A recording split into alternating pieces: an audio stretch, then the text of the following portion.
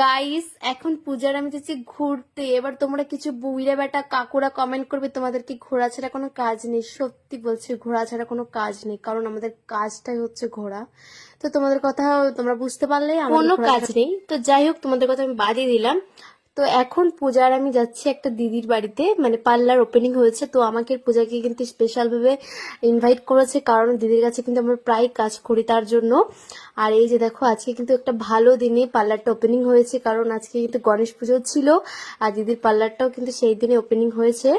তো দিদি কিন্তু খুব ভালো কাজ করে, আমি প্রায় ওনার কাছে অনেক কাজ করেছি। আর এই যে দেখো, এখানে কিন্তু পুজো হচ্ছে, সবাই কিন্তু এখন প্রসাদ খাচ্ছি, খিচুড়ি প্রসাদ।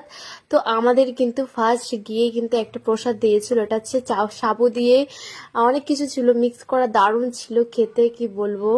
আমার কিন্তু খুব ভালো লেগেছিল প্রসাদটা খেতে, তাই কিন্তু পূজারও ভালো লেগেছিল, তাই কিন্তু সেকেন্ড বারও দিদিকে বললাম যে আরেকটু করে প্রসাদ দিতে। তো দেখো, আমাদের কিন্তু ভালোবেসে আরেকটু করে প্রসাদ দিয়ে গেল, মানে এতটা টেস্টি হয়েছিল প্রসাদটা, কি বলবো।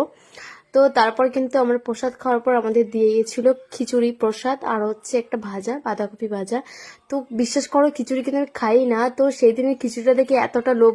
আরো প্রসাদ বলে কথা, না নিলে তো হয় না, তো প্রসাদ তো খেয়ে নিলাম, দারুণ ছিল। গোবিন্দভোগের খিচুড়ি কিন্তু আমি খুব ভালো খাই।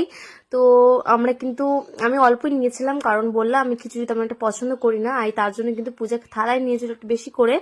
তো তারপর কিন্তু আমরা প্রসাদ খেয়ে এখন বাড়ি যাব। আর এই যে দেখো, পূজা রানী হচ্ছে অনেক খেয়ে ফেলেছে, তার জন্য হাঁপিয়ে গেছে। তো তারপর আমরা এখন বসে একটু গল্প করব দিদির সাথে, কারণ যার জন্য আসা দিদি আর সে কিন্তু প্রসাদ খেতে বসে পড়েছিলাম, তাই গল্প করা হয়নি।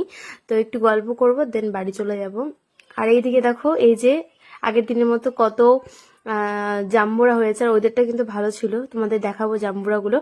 আর ভুলে গেছিলাম, আমি একটা বাতাবি লেবু বলেছি বলে তোমরা এত বাজে বাজে কমেন্ট করেছো, বলার মতো নেই। মানে মানুষ কতটা নেগেটিভ এই কমেন্ট দেখলে কিন্তু বোঝা যায়। আর প্রথমে কথাটা বলার একটাই কারণে, কিছু কিছু কাকুদের জন্য এত অসভ্য